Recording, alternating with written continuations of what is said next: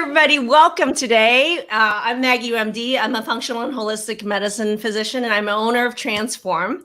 And if you haven't joined our Facebook group already, join our Facebook group, which is Transform Autoimmune Disease Naturally. Right now, today, we have with us, today's big topic is, what is real Manuka honey? And we have some serious people in the house today. We got Paul and Sheryl Steens from Steens Manuka Honey, all the way from New Zealand. Welcome, New Zealand. Yeah, thank you for having us. It's great. Thank you so much. I would love, for me, I love education. My big thing as a functional MD is I think that we really need an educational format to actually teach people about their health or things that they can do for their health. There's a lot of marketing and then there's real education. And so today we're going to do some real education and I'm going to bust some serious myths around Manuka honey. I consider Manuka honey a serious biohack. But at the same time, when people in this country or around the world, when they see something labeled Manuka honey, there's a lot of actually fact versus fiction, label versus real results. So first of all, I'd love for you guys just to introduce yourselves, the two of you, co-founders of Steens, and tell me a little bit about your background, and then we're going to jump into what is real Manuka honey. And before we get started, though, jumping into that introduction, I want to tell everybody who's watching right now, please comment in this comment section where you're watching from. I love to know where you're watching from. I could already see some comments now from Christina Merritt. Thank you so much. If you have any questions in the audience right now about Manuka honey, the health benefits, how to use Manuka, please comment. We're watching this, okay? And Paul, Sheryl, and I are here to answer and bust all the myths. So Paul, Sheryl, please introduce yourselves. I'd love to hear a little more about your background here. Right, well, Paul and I have been beekeeping we started beekeeping maybe nearly 40 years ago. Yeah. And I was teaching and Paul was butchering, and we were looking at at alternative things to do. And at one stage we thought about being lighthouse keepers, but then they automated all the lighthouses. And then we thought about being goat farmers. And Paul built me a little milking shed, and I had a little goat that I used to milk and make cheese. And so we were kind of really a sort of sustainable kind of, They used to call us the good life. Yeah, the Carib hippies we were those kind of people, and always looking at living off the land and being sustainable. And so we ended up, Paul did a course on beekeeping, and he bought 3 beehives on a Saturday morning, and we just absolutely fell in love with them. And we had no idea on that day that was going to sort of path the way for the rest of our lives. So yeah, so it's been a great journey. And I carried on teaching so we could eat. Paul gave up his day job, and and it's just we've been honeying ever since. And I guess, we got to this point because we used to sell all our honey bulk, and sell it off, and people would put it in pots and sell it themselves and put it in their own brand. Yeah. But we went on a trip to the UK, and we saw the honey that we had sold to people, and they'd put it in a pot, and we couldn't believe what had happened to it. It wasn't the honey that we ate. It wasn't the honey that I fed my family. It was heated and it had been bastardized, so to speak. So we came home and thought, we can so do this differently. We can so do this better. And we can put this beautiful honey that we produce into a pot so that you and all the consumers all over the world can, share around our kitchen table, so to speak, and have the same feeling and the same goodness that we get, rather than it all being burnt off and thing. Anyway, I've talked enough. It's Paul's turn. I think you covered it. That was really good. Well, you guys are the real experts. So you're the real deal. And I want to just ask right out of the gate the first question, because and Paul, I know you haven't had a chance to introduce yourself. What I want to ask is, what is Manuka honey? And Paul, I'm going to give that to you. What is Manuka honey? What's different than regular honey? Okay, so the biggest difference is that Peter Molan discovered way back 45 years ago that it has a activity in it that's unique, and we didn't know what it was at the time, and so they called it the unique Manuka factor, and that's where the UMF label comes from, and then that organisation promoted it and did all the research and the science behind it. But coming back to the difference is just this unique activity that isn't destroyed by heat. Okay. Now, when we say that was one of the questions. So it has unique medicinal properties that is not destroyed by heat. Yeah, but that's within obviously parameters. I mean, it isn't destroyed as easily as non-peroxide activity, which is your activity that most honeys have when it's still in the beehive. Once it goes out of the beehive and is processed using heat, the what we call peroxide activity in the honey is destroyed. Okay, so in a good Manuka honey, we need to keep the peroxide activity and the non-peroxide activity, which is the Manuka factor. Well, let's talk about that. But to even have the name Manuka, is it a specific strain of bees? Is it just a specific type of plant is on? Is that a part of that designation? Okay, so yes, your Manuka plant is what we call here a shrub. Shrubby tree. It's not a big tree, but yeah.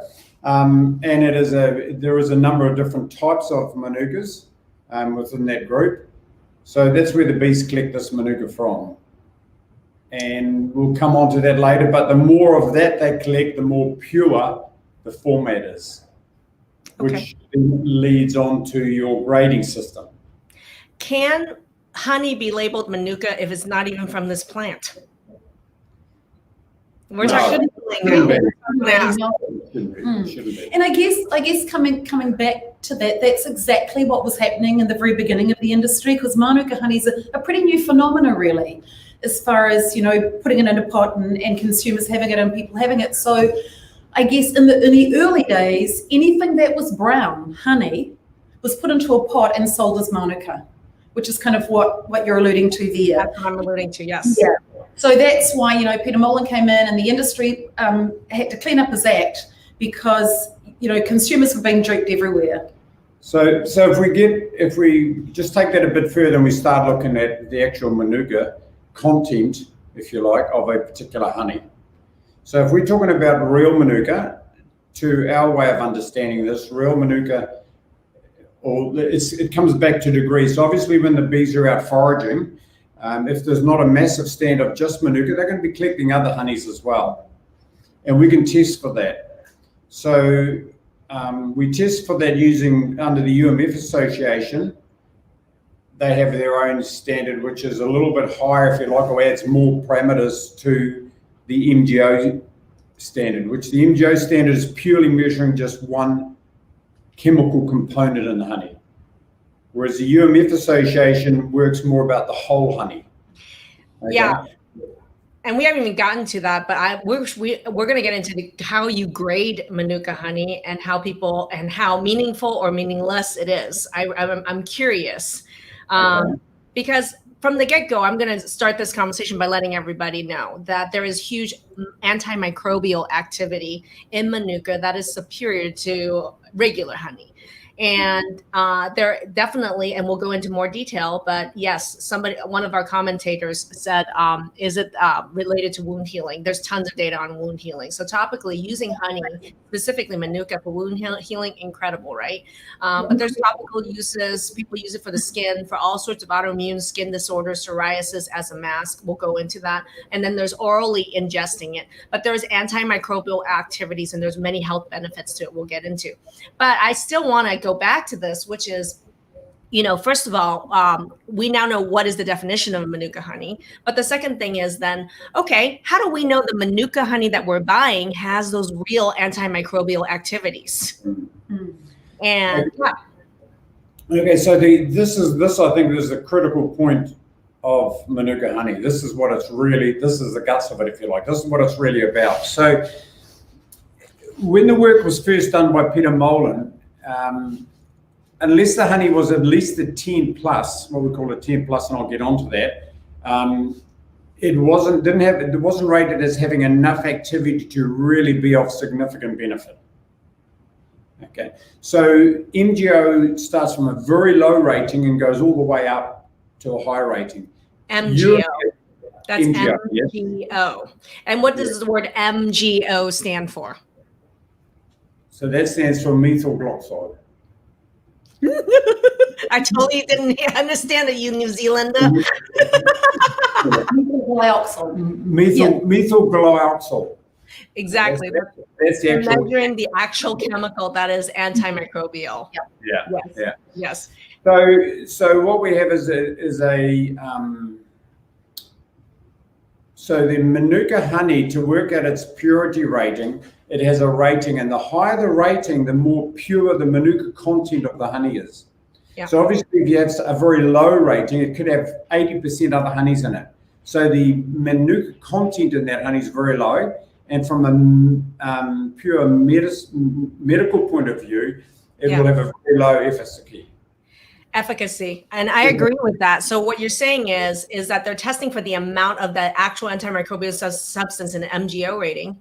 And then UMF is unit of microbial activity of the correct. No, the UMF, all the UMF, yes, it's measuring, it has other parameters which measure more than just the MGO. So it's a more complete test.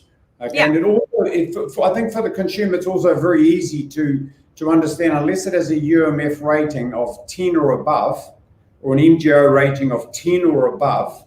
So sorry, what's the equivalent in MGO? 263. Equivalent of 263 MGO or above, then I think you'd get very little medical benefit from it. It would still be a healthy honey. Yep. And the other thing that UMF tests for is a leptospirum, which MGO doesn't test for. So that's an extra marker they look for genuine Manuka honey. Okay, so what that means to me is that the higher the number, whether it's MGO or UMF, the higher the antimicrobial activity and efficacy of it. Yes. And that's also higher the concentration of the Manuka that's in that. Manuka. Yeah. It's the pure Manuka that you get, the higher the numbers. That's why there's also a price difference, the higher the UMF that you go. But the cool thing is there is a standardization that measures the actual efficacy and how much that particular Manuka is effective, or purity of it, in a way, reflective in that number. So shopping for higher numbers, if that's what you're looking for, is going to be important, depending on what you're trying to use it for. Yes. So, okay, my next question is going to be, just because something's labeled Manuka, just because something's labeled with higher UMF, does that tell you anything about how that honey is processed? And does processing in the way that it's processed affect the efficacy as well? Absolutely, big time. Yeah. So it's like anything, isn't it? It's like, so the more you heat something, the more the flavonoids, more all those things are going to be cooked off, and it's exactly the same with honey. So the less processing, the better the honey is.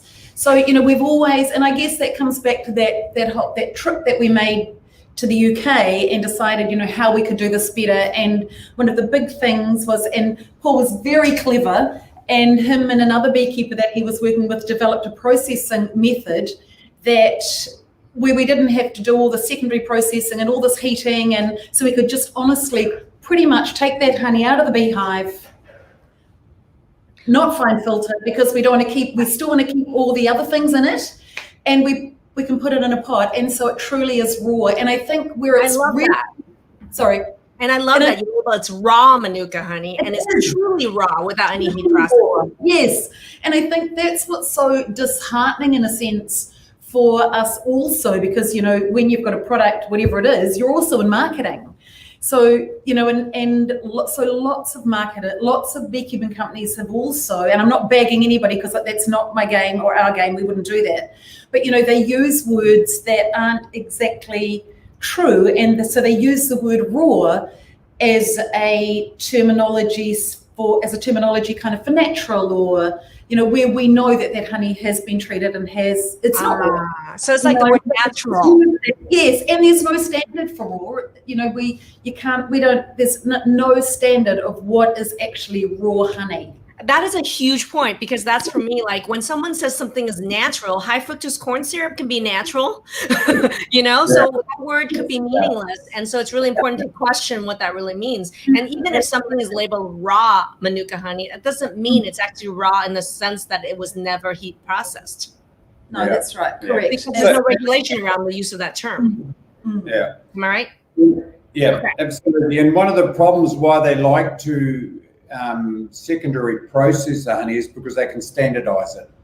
It's a lot easier to do. There's less issues involved. When you try and do a raw honey like we do, there are a lot of issues attached to that around shelf life, fermentation, all these other issues that we had to overcome. So it's and there's no standardization. So every pot's different. Whereas the old way of thinking was, let's try and get all our honey the same so the customer has the same experience every time. Whereas if you eat our honey, you'll get a different experience with every pot because every pot comes from a different batch. It's going to have a different amount of crystal. It's going to have a different flavor. They're still delicious. But we're interested in getting the nutrition to you, not the color, the flavor, those other things. They all are a buy and buy. So if you look, I don't know if you can see it, but this little pot here, so you can see a bit of layering, a bit of changes and things. That's happy days. But a consumer who is used to having the same product, looking exactly the same, might look at that and think, oh, jeepers, that's, that's kind of not right. Well, it's wonderfully right. Yeah. I love that. Okay, so my other thing is, I had no idea New Zealanders got the corner in quality Manuka. What's so different about Manuka out of New Zealand that's labeled out of New Zealand? Yes. Yeah. It's a unique word to New Zealand, and it's the Māori word for the particular type of plant. My understanding is that Aquarium is the Manuka that it's collected from. well, I had no idea that New Zealand actually has the strictest standard for what is called Manuka honey versus Manuka honey that's from, let's say, Australia or other countries. There's actually really strict laws around what can be, if something's out of New Zealand and it's called Manuka honey, there's 10,000 things, criteria that I had to go through. Am I correct on that or no? Yes, That's and as right. long as it's packed in New Zealand. Yeah. So it's got to be packed in New Zealand because those laws don't translate to other countries. So Yeah. we have those standards and those laws for. I've got to get this camera around the right way. I keep going over here and then realize I'm disappearing off the page. Cheryl, you're just saying you're doing this thing. You're like, oh, she's pulling a Vanna White on this. There's a U.S. show where I think what's the Price is Right, where they're like the Vanna White would hold up the products and she'd do this kind of thing with it. Yeah. So you're pulling a Vanna White. I don't know if you can see the spot. All right. I digress. All right. Let's do some questions. I want to talk about, first of all, I want to talk about what I know are medical benefits, why I recommend it, how I use it. I'd love people in the audience to talk about what their experience has been with Manuka. If you personally have used that, I would love to hear how you use it and what kind of health benefits you've had in the comment section. That'd be great. Thank you so much for all these questions that are coming up and all these comments. Wheel of Fortune, Jennifer just said. I'm sorry. I thought it was The Price is Right, but you're right. It was Wheel of Fortune. The Vanna White was on that show. People watching New Zealand don't know what we're talking about. That's all right. All right. So I know a couple things from a medical doctor standpoint. I'm a functional medicine doctor. So what I do is I really specialize at looking at all the natural tools that work. And especially it's also data is supported as well. So absolutely, you can put Manuka honey straight on any sort of wound. Even acne on your skin, you can use it as a mask. How I recommend it to my clients with acne, or if you have any sort of skin issues like eczema or psoriasis, what you can do, lichen planus, lichen sclerosis, is you put the honey on wherever it is as a mask. I have people put it on, leave it on for about 10-15 minutes right before they shower, and then just shower. And when they shower, they don't use soap. Just go ahead and rinse it right off. There's a little bit of abrasive quality for it, which is like gives you a little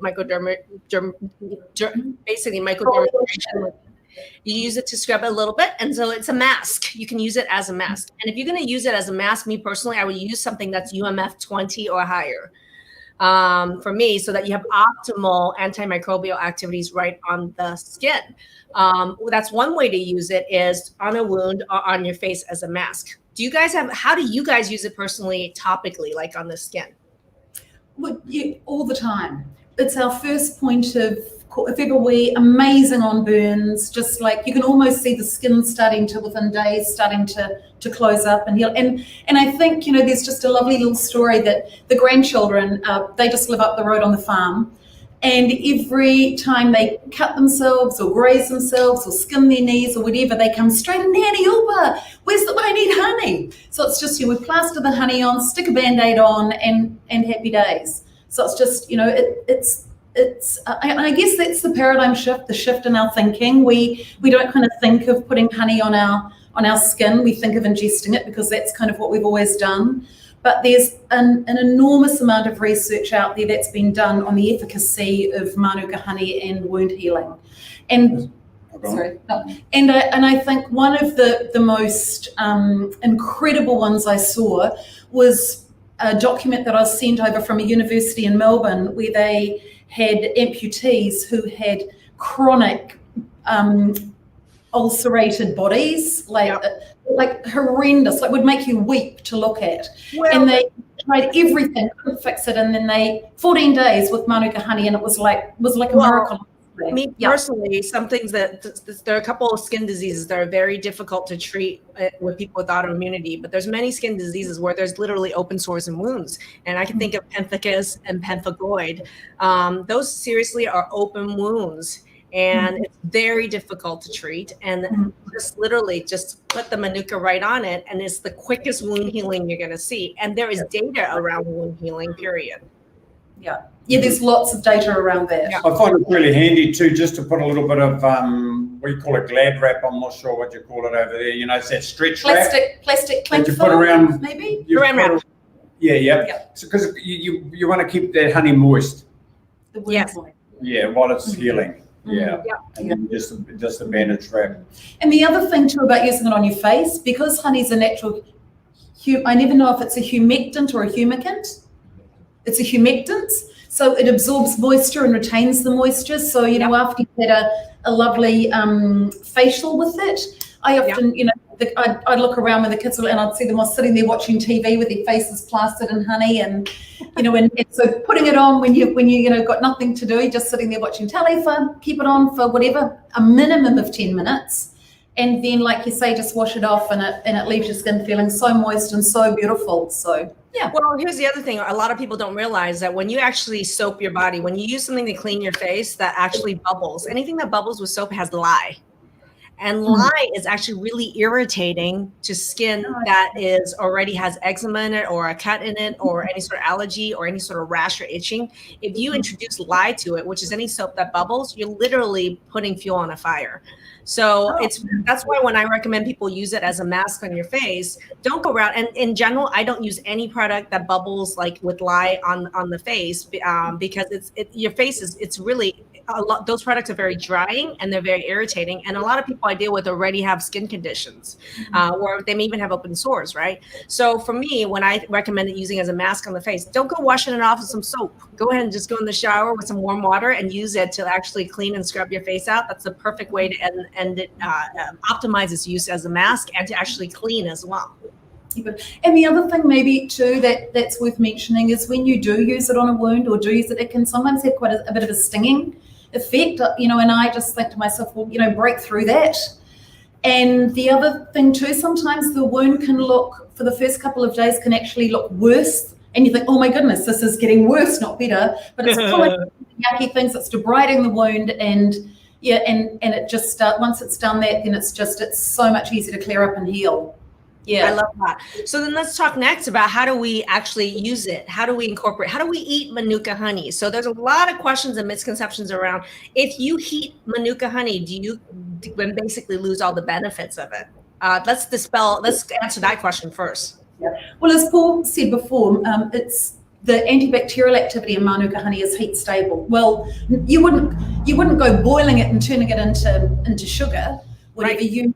I think, you know, common sense prevails, and it's like I always say, if I'm making a tea, or Paul wants a nice tea and he wants some honey in it, I don't pour the boiling water over the tea bag or the pot of tea and then put the honey straight in. I'll let it cool. Well, not so it's cold, but I'll let it cool off so it's not, you know, steaming, and then I'll put the honey in, because also honey's got peroxide activity that you want to. You might as well keep all the goodness. So let's keep the peroxide activity intact too, and that's not heat stable, and that will just away. Yeah. So here's the thing. I mean, go ahead, Paul. I was just going to say, so basically the cooler the better. But, you know, if I have a cup of coffee and I want to put some honey in it, I'll make my cup of coffee, and then before I drink it, I'll put the honey in. So, you know, it's not that hard and fast, because it has got this other property which is heat stable.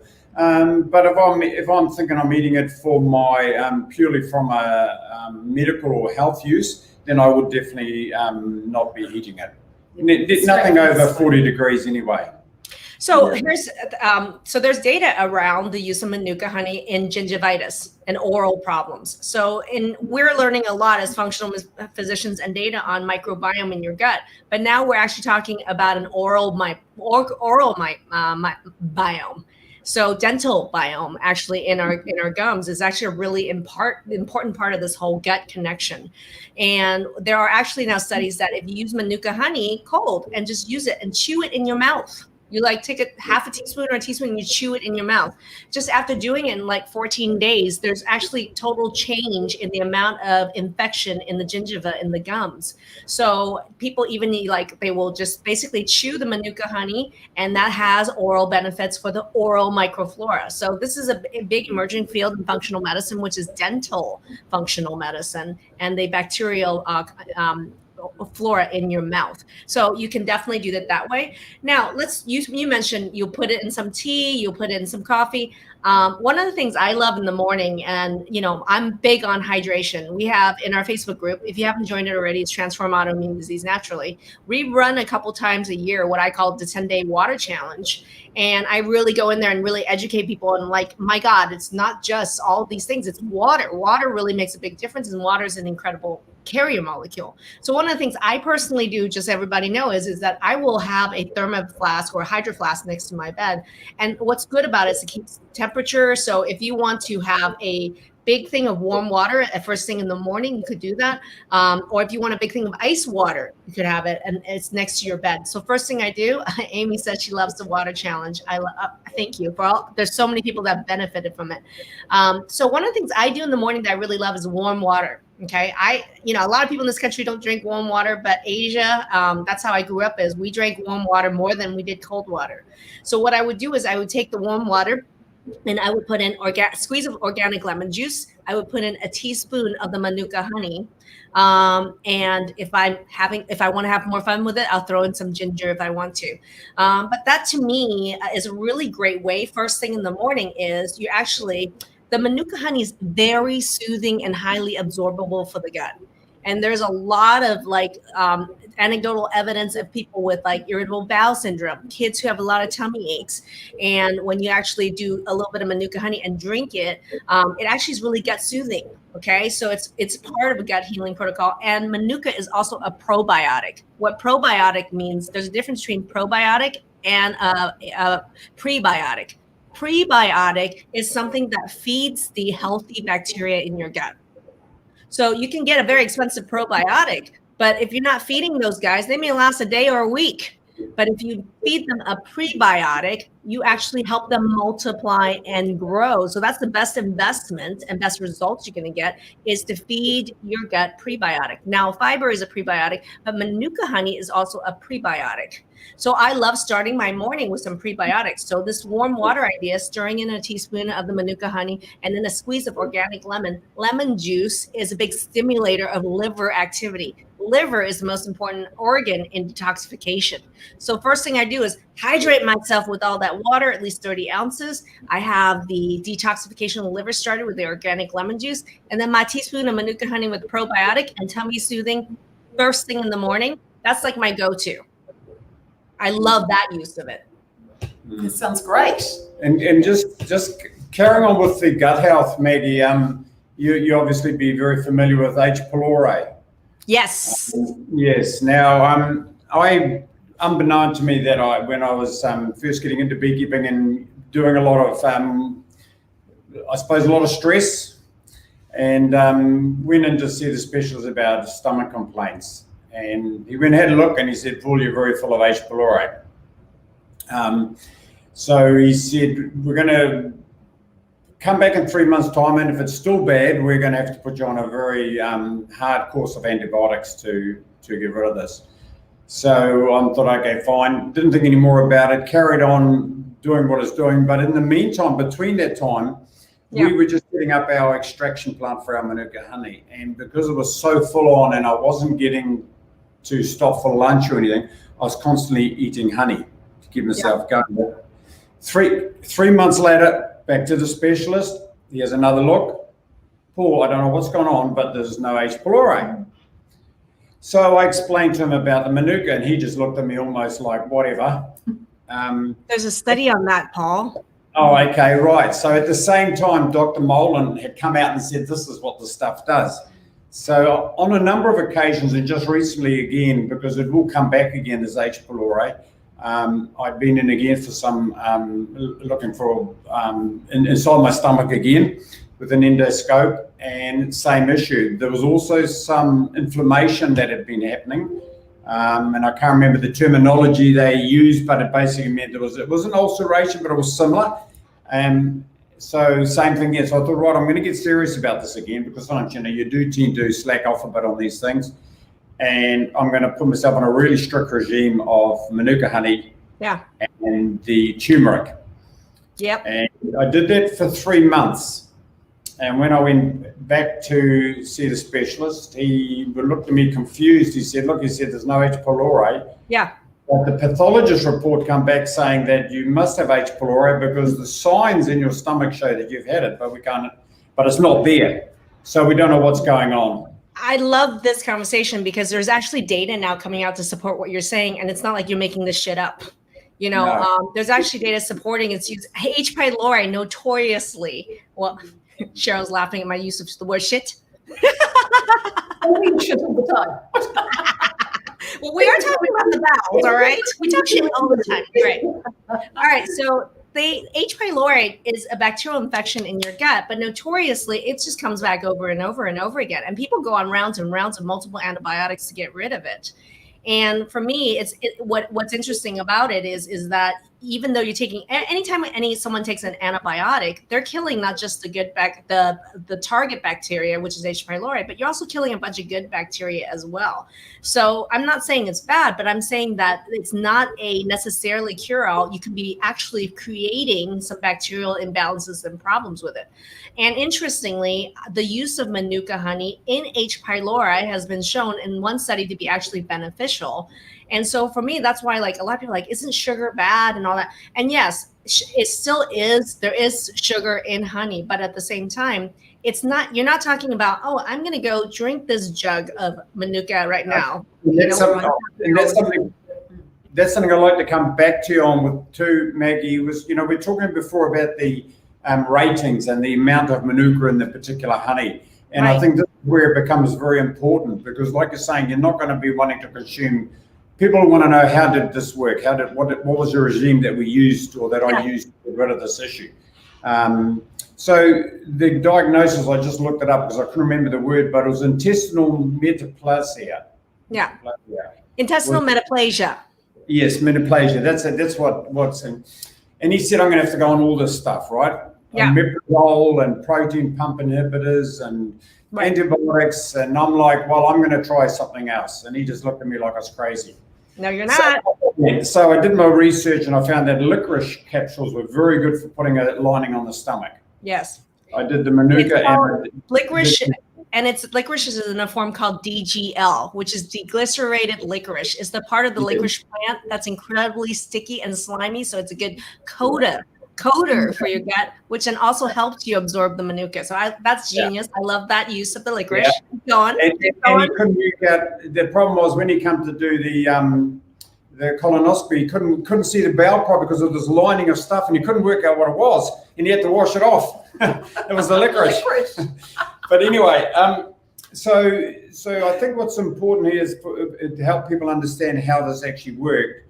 So what I did is I took the licorice morning and night in a glass of warm water, just dissolve the tablets in or the powder in the water. And now with the Manuka honey, what I found worked best was little and often of the highest activity you can buy. because you don't want to be eating volumes of honey because of the sugar content, like I say, you know, that you wouldn't be eating tablespoons, and you don't need to. So if you have a very strong active, you only need a very small amounts, but the frequency is a critical piece, so it stays in contact with the stomach as long as possible. Yeah. So I'm talking about having maybe half a teaspoon, quarter of a teaspoon every hour or two, just in the mouth, bit of water, and doing that throughout the day. Then at night I'll do the same. If I wake up to go to the toilet, I'd take some. Whenever I'm awake, I'd have some. And your gut will wake you up. And your gut will wake up if it's playing up. Take a bit of Manuka, a bit of water, back to bed type of thing. And then in the morning, I'd have a tablespoon of honey on my breakfast, unheated, just straight on my breakfast every morning. And that's what worked. And that's the interesting idea is around, you know, if you're taking it for a medicinal purpose, whether it's to kill an infection or to help fight an infection, or whether it's to help heal the gut lining, you're going to want to take more frequent amounts. You know, so, but for me, like, so that's why, like in our program, if someone was having a specific, like if they have ulcerative colitis, if they have Crohn's, or they're dealing with irritable bowel, they were dealing with a child, or if we were dealing with H. pylori, I would be mentioning, I would be talking, I think different people with different doses and for different purposes. Yes. Yeah. And for the general population, when they're consuming a Manuka honey, and say, I have autoimmune disease, or I have ulcerative colitis, I don't have an active infection in this time, then use honey as you would any sort of sweetener, and get the antimicrobial activity. So like for me, I almost think about it as there's an everyday honey. There's an everyday honey that I use every day. If you were to look at Steen's line of honey, which one would you choose as an everyday honey? And why? Yeah, I think obviously there's two considerations, but any degree of Manuka is going to give you a benefit. But I would probably, because of my situation, I wouldn't want to be eating less than a 10. Yep. 10 UMF, which is about 250 MGO. Right. Yep. And this is a 10. Yeah, but then having said that, you know, if you were looking at it as just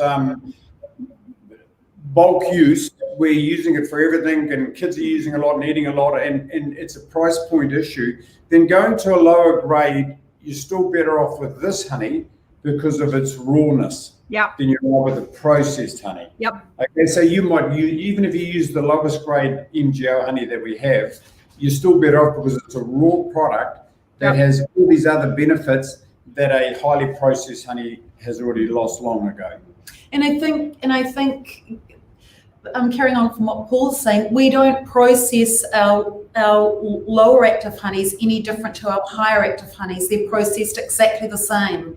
Yeah. So everything, so the way we process in that, you know, keeping all the bee bread and all those antimicrobials and everything are in our entire range. It's not just, we don't just keep those special for the, you know, for the high ones. Yeah. So tell me if this is how I use it. Okay, since I discovered you guys and tracked you guys down, this is how I use it. Okay, I'm the Steens Manuka Honey stalker here. I use the 10 as my everyday honey, so I will use it in my warm water, in my tea, and in my coffee. This is what I'll use. If I'm actively fighting an infection, I'm going to use a 20 orally. And I will use it like a quarter to half a teaspoon multiple times during the day as an adjunct to other ways of trying to kill or deal with an infection. If I am using it topically, you definitely want to go 20 or above. You have your 24 gold. And I use the 24 for skin and wound healing. Would you say that's a pretty good way of using the different UMFs for like the best honey for each kind of use? Is that a reasonable approach? Although if I went to the doctor and found out that I had H. pylori, I'd be starting off with the 24. You would start with right there, yeah. And if it's not a price point issue, I absolutely agree with you. I would go with 24 as well. And it's like people say to me, oh, you know, but it's so expensive, and it is. You know, the 24 plus, but you know, what is multiple trips to the doctor, multiple trips to the pharmacy, multiple trips to medications, and you know, and I think, you know, sorry, you were going to say? And I thought he was going to argue with me. Well, no, because here's what Paul's saying is true, which is this. I see people with H. pylori the 5th time, the 6th time, and each time, each round of these antibiotics is like $300 to $600 and like weeks of your life, and then it's pain and suffering and higher risk of cancer with it. So it's like, and the doses of antibiotics that have killed off all the good gut flora and bowel flora and everything else. So you know you're doing something much better for your body in the long term than going through down the traditional track. So I'm going to tell people how to track you down. So first thing first is steensHoney.com is going across the bottom of the screen. That's the best. You can get steensHoney.com at Steens. And there's a code here that you guys are going to be offering. If you use the code that you see on the screen, which is Dr. Maggie 20, you're going to get 20% of all your purchases. So go ahead and just, that's how you can get a hold of, check it out. The other thing is on Instagram, you can follow Paul and Sheryl and Steens Honey at Steens Manuka Honey. And then you can follow me at MaggieU.MD as well. So these are different ways in which you can find us. If you've enjoyed this interview, I would love for you guys to, if you're on YouTube, give us a thumbs up, ring the bell so you get notified when we have new videos and live videos. If you are on our Facebook page, please click a like. And if there's someone you know that could benefit from this information, can you put their name in their comment section, because sharing is caring, and they may not listen to you, but they may listen to me, or they may listen to Paul or Cheryl. So sharing is caring, and they listen to me, but they listen to him. Okay. Awesome. Oh my gosh, we have so many comments. People were just loving this. Victor says this looks awesome. We have Spriggly giving us a thumbs up. Good to see you, Spriggly. Awesome. All right, everybody, let me just take a quick look. Okay. I think that's about wraps it up. This is our. Say one thing. Yeah. But you're saying, how do people know? How do you really know? We can tell you all the stuff in the world. People talk. The reality is, when you grab a pot of Steens honey and you try the honey, and then you try another Manuka honey, you will taste the difference. It's amazingly different.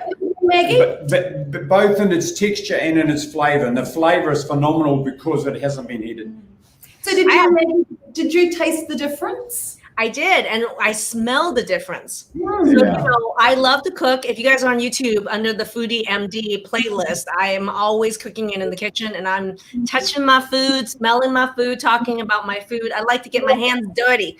And, and one of the things was, when I opened my first jar, I always take a sniff, and it smells completely different. Like it almost smells a bit medicinally, don't you think? Yes. Yeah.